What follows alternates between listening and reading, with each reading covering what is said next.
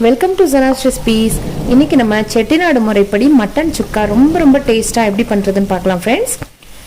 அதுக்கு முன்னாடி நம்ம சேனல் ஜனாஸ் ரெசிபி இன்னும் சப்ஸ்கிரைப் பண்ணாத நண்பர்கள் சப்ஸ்கிரைப் பண்ணிக்கோங்க. பக்கத்தில் இருக்க பெல் பட்டனை மறக்காமல் கிளிக் பண்ணிக்கோங்க ஃப்ரெண்ட்ஸ். மட்டன் சுக்கா பண்ணுறதுக்கு அடுப்பை பற்ற வச்சுட்டு ஒரு குக்கர் வச்சுக்கோங்க. 3/4 கிலோ ஆட்டுக்கறியை நான் கழுவிட்டு வச்சுருக்கேன், அதை சேர்த்துக்கலாம். 1 ஸ்பூன் இஞ்சி பூண்டு பேஸ்ட் போட்டுக்கோங்க. 3/4 ஸ்பூன் உப்பு போட்டுக்கோங்க. 1 டம்ளர் தண்ணி ஊற்றிக்கலாம். இப்போ இதை மூடி வச்சு விசில் போட்டுடலாம்.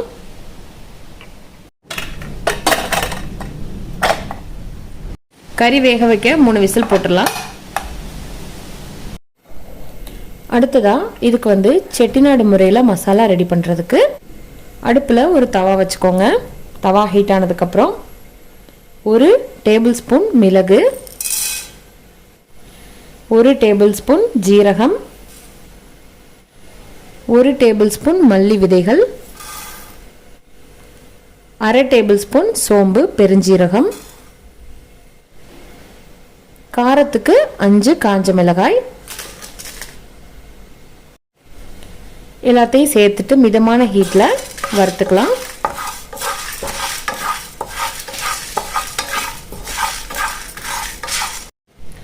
இது கூடவே சின்ன துண்டு பட்டை 2 கிராம்பு போட்டுக்கலாம். மிதமான ஹீட்டில் நல்லா வறுத்துடலாம். நல்லா வறுப்பட்ட வாசனை உங்களுக்கு வரும் பாருங்கள். லைட்டாக கலர் சேஞ்ச் ஆயிடுச்சு. இப்போ இதை ஆற வச்சிடலாம். இது போல் ஒரு பாத்திரத்தில் கொட்டி ஆற வச்சுட்டு மிக்ஸி ஜாரில் போட்டு நல்லா பவுடராக அரைச்சி எடுத்துகிட்டு வந்துடலாம். மட்டன் சுக்கா இப்போ பண்ண ஆரம்பிச்சிடலாம். அடுப்பை பற்ற வச்சுட்டு ஒரு தவா வச்சுருங்க. 3 டேபிள் ஸ்பூன் நல்லெண்ணெய் ஊற்றிக்கலாம். ஆயில் நல்லா காஞ்சிருச்சு. இதில் 1/4 கிலோ சின்ன வெங்காயத்தை உரித்து இது போல் நல்லா நீல வாக்கில் நறுக்கி வச்சுருக்கேன். கருவேப்பிலை கொத்து, ஒரு கொத்து, ஒரு காஞ்ச மிளகாய் எல்லாத்தையும் சேர்த்துக்கலாம். நல்லா வதக்கிடுங்க.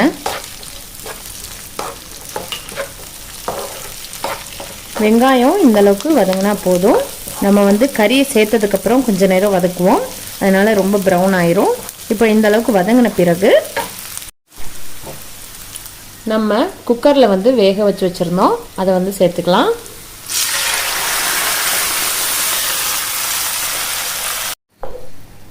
இப்போது இந்த தண்ணியெல்லாம் நல்லா வத்திக்கிட்டு வரட்டும். நம்ம ஏற்கனவே உப்பு போட்டிருக்கோம், இருந்தாலும் இன்னும் கொஞ்சம் உப்பு போட்டுக்கலாம். 1/2 ஸ்பூன் உப்பு போட்டுடலாம். ஒரு 2 நிமிஷம் இது போல் நல்லா ஹை ஃப்ளேமில் வச்சு கொதிக்க விட்டிங்கன்னா இந்த தண்ணி எல்லாம் நல்லா வத்திக்கிட்டு வந்துடும். ஏற்கனவே வறுத்து அரைச்சி மிக்சியில் வச்சுருக்கேன் இந்த பொடியை சேர்த்துக்கலாம்.